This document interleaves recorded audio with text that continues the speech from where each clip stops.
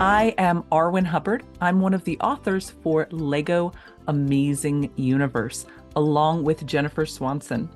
This year, I really want to prioritize reading more.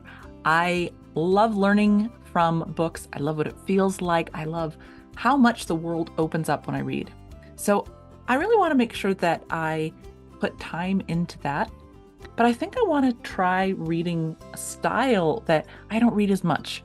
So a lot of times I'm trying to keep up with space science and what all the new discoveries are. So I read a lot of nonfiction, but there's so much just amazing fiction out there and stories that are really well crafted. So I think this year I'm going to challenge myself to read more fiction and poetry. I think poetry is so beautiful and meaningful, and I want to make time for that in my life to read those things.